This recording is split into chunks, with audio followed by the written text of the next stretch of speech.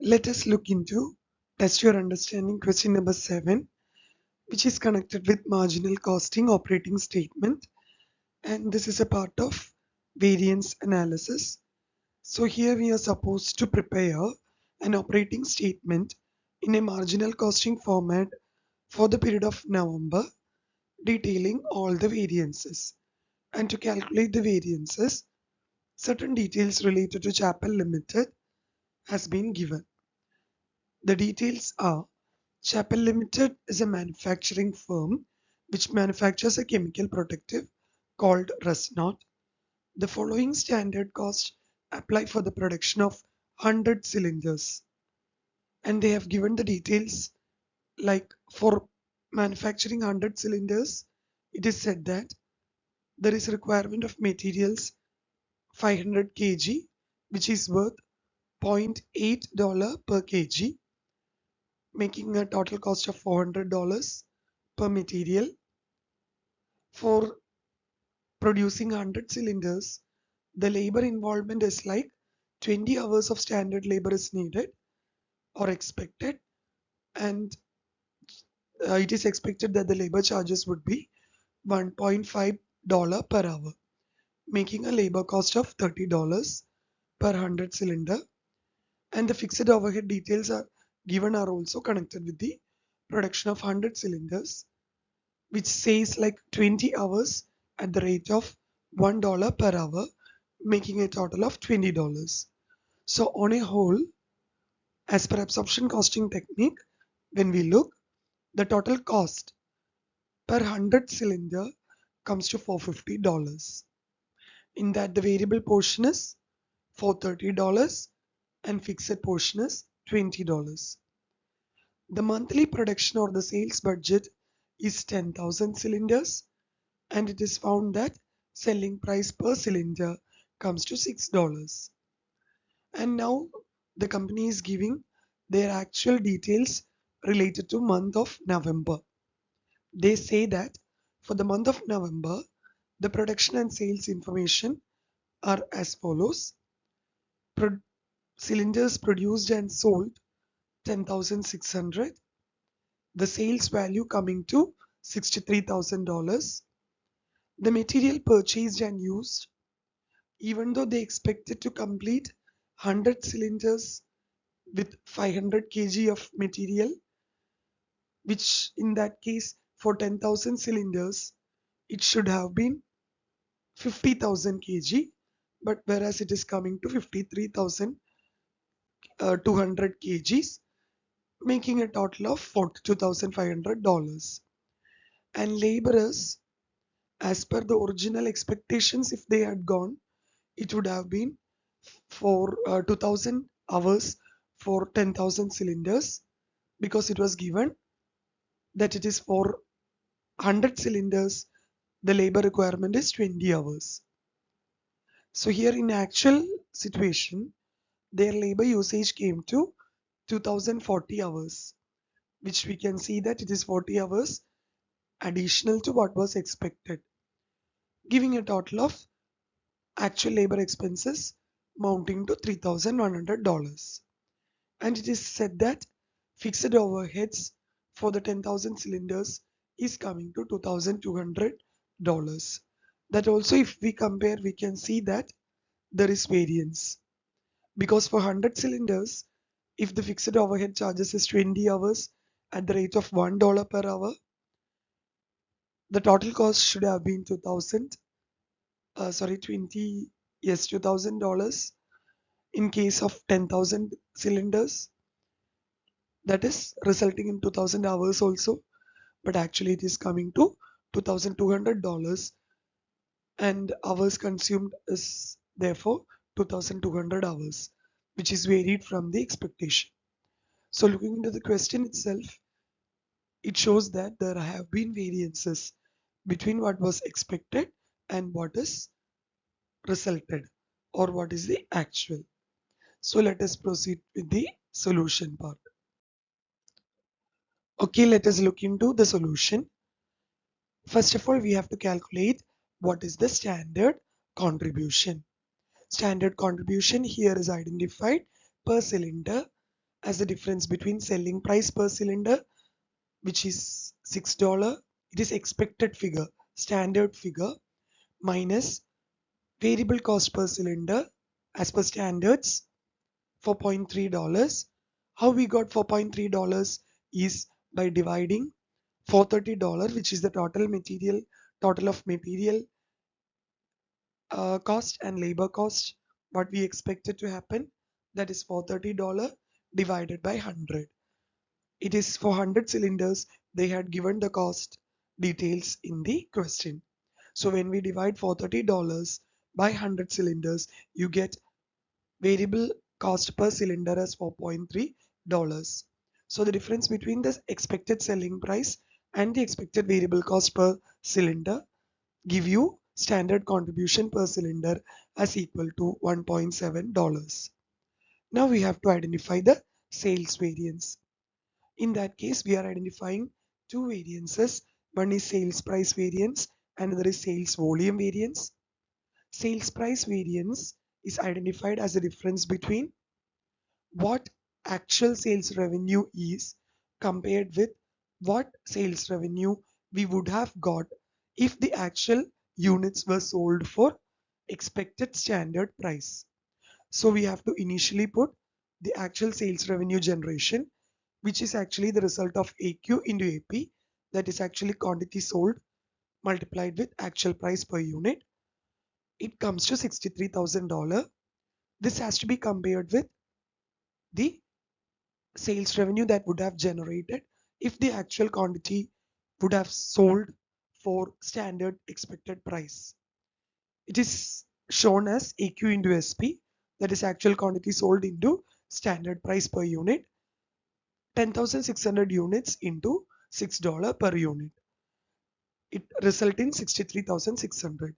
So it evidently shows that if the same actual quantity of 10,600 units, if it was sold for the standard price that we expected, the company would have got $63,600. But now the company has got only 63,000 as the sales revenue. The result is because of the difference in per cylinder price that they had charged.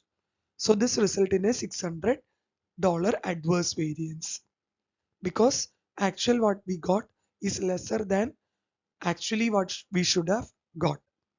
Next is sales volume variance.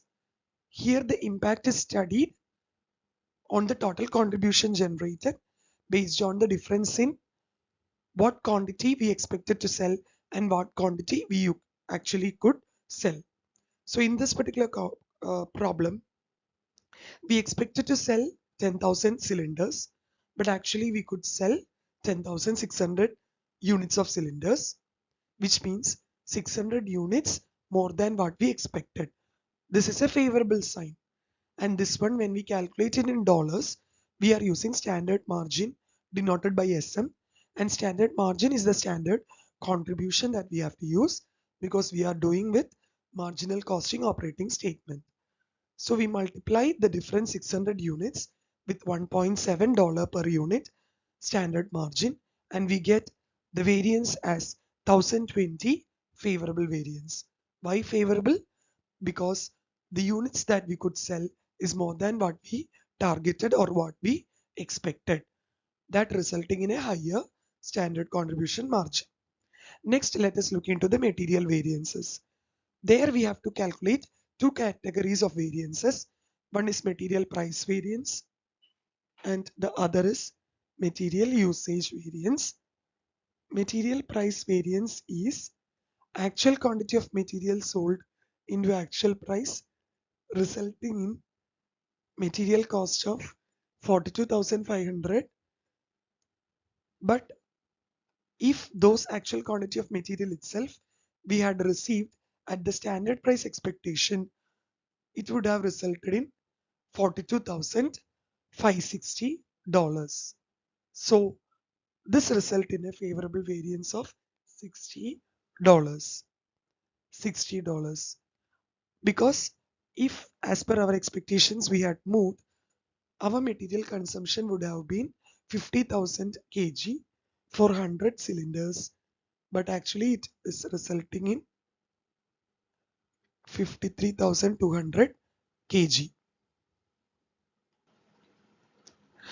And we had to consume 53,200 kg. So this particular calculation is made as AQ into AP, which is the actual material cost coming to 42,500. Then AQ into SP, which is the standard rate at which we could have got the materials, the actual quantity itself, it would have come to 42,560. So actually we got it at a lesser rate, resulting in a $60 favorable variance. When it comes to the usage variance, we have to consider the difference in the usage of material. For actually for 10,000 cylinders, our standard expectation was to use 10,600 units, or sorry, 10,600 units at the rate of 5 kg per unit. And the result, or actually what we could use, is 53,200 kg. So there is a difference figure. If we had proceeded with the standard rates, we would have, our material usage would have been 53,000 kg. But here our actual usage is coming to 53,200 kg, resulting in a 200 kg additional usage. So it is an adverse variance. Value wise, if we calculate, it is 200 kg into $0.8, resulting in 160 adverse variance. Okay, this also we can calculate it like AQ into SP, that is 53,200 actual material usage multiplied by expected standard price per unit $0.8, resulting in $42,560. SQ into SP, that is 53,000, which is 10,600 units at the rate of 5 kg per unit multiplied by $0.8, resulting in $42,400. The difference is material usage variance 160 adverse. Now coming to labor variance, we have to calculate rate variance and efficiency variance. When we are calculating the rate variance, we are finding the influence of the rate, how many or how much our actual rate came is compared with how much we expected. The actual rate came to $3,100, whereas for this actual usage labor consumption of 2040 hours at standard rate, if we had moved, the labor variance, sorry, the labor rate would have been 3060. So the actual labor rate is exceeding what we actually would have to incur, resulting in an adverse variance of $40. Then there is efficiency. When we check about the efficiency variance, there also we can see that if we had proceeded with the standard hour expectation, our as per our standard norms, the labor hours that would have been used should be 10,600 cylinders, and per cylinder we are expecting zero point 0.2 hours. It would have been 2,120 hours. But actually the laborers took only 2,040 hours, which is 80 hours less than the expected standards. This is a favorable sign, showing a favorable variance. This has to be multiplied with the actual labor price expected per hour, $1.5. So this result in $120 favorable variance. Now when we check the operating statement, as per our budgets, if we had proceeded, budgeted contribution would have been 17,000, 10,000 cylinders at the rate at a standard margin per cylinder $1.7. But it didn't happen as such. There was a sales volume contribution variance of 1020, which is a favorable variance.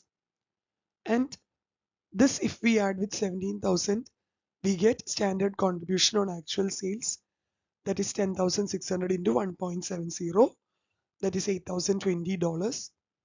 From that we have to deduct the adverse sales price variance, 600. Then we have to deduct the variable cost variances, for which we have to check with material price variance, wage rate variance or labor rate variance, material usage variance, and labor efficiency variance, out of which two are showing favorable variances, two are showing adverse. Net effect is $20 adverse variance. So that when we deduct it from the previous figure, that is a result of 18,020 minus 600, that is 17,420. From that, when we deduct this 20 adverse variance, we get the actual contribution $17,400. There is a budget fixed overhead of 2,000, but there is a fixed overhead expenditure variance of 200 adverse. So on a whole, the actual profit is coming to $15,200. Towards the end of the solution, we can see that to calculate the actual profit, the formula applied is actual contribution minus actual fixed overhead expenditure. Okay, so this one result in the actual profits. The actual profit is coming to $15,200. So if you have any further confusion or you need any further clarification, please come and meet me.